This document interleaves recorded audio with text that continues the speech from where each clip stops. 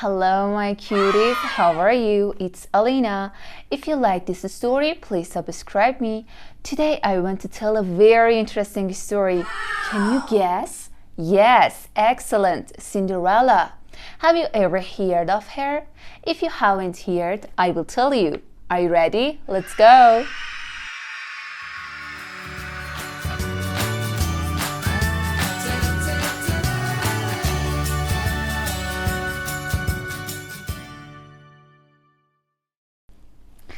Once upon a time, there was a kind girl named Cinderella. All of the animals loved her, especially two mice named Gus and Jack.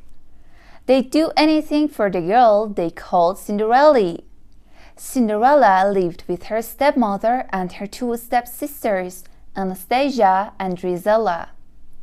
They were very mean to Cinderella, making her work all day cleaning, sewing, and cooking.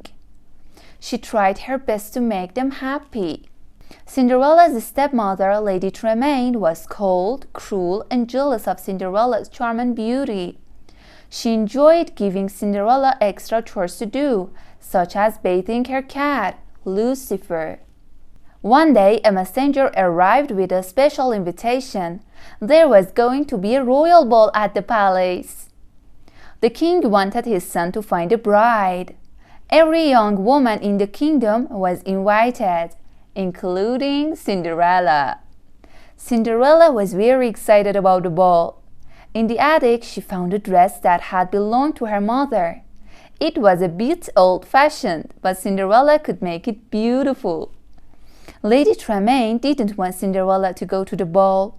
She wanted the prince to meet Anastasia and Drizella. Maybe he would marry one of them. Lady Tremaine kept Cinderella busy with chores that would take her all night to finish. While Cinderella was working, the mice and birds fixed her dress. They added ribbons and beads that the two stepsisters had thrown away. Working together, the animals turned a simple dress into a fabulous gown. Cinderella was overjoyed when she saw the dress. Now she could go to the ball. "Oh, thank you so much," Cinderella said to Gus, Jack, and the birds. When the stepsisters saw their old ribbons and beads on Cinderella's dress, they flew into a rage. They ripped the dress and pulled off the beads. Lady Tremaine didn't stop them. Cinderella's dream of going to the ball was through. Cinderella ran away to the garden to cry. Suddenly, her fairy godmother appeared. With a wave of her wand, she turned a pumpkin into an elegant coach. Cinderella could now go to the ball, but her dress was still ruined.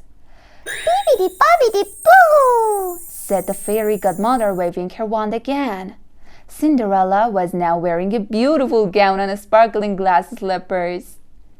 But all of this came with a warning.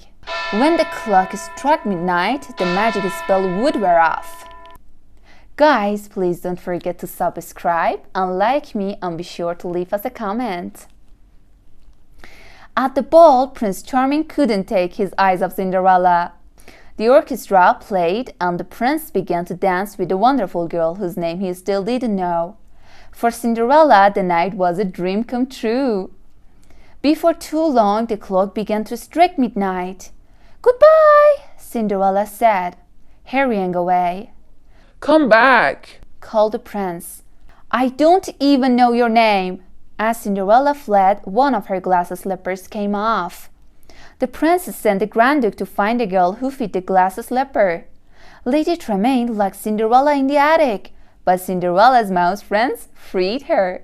Then Lady Tremaine trapped the Grand Duke, and the glass slipper shattered.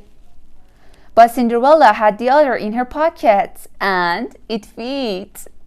Cinderella and the prince were soon married. Everyone rejoiced, including Cinderella's mouse friends, who wore special outfits to the wedding. Filled with joy, Prince Charming and Cinderella lived happily ever after. Dears, did you like this story?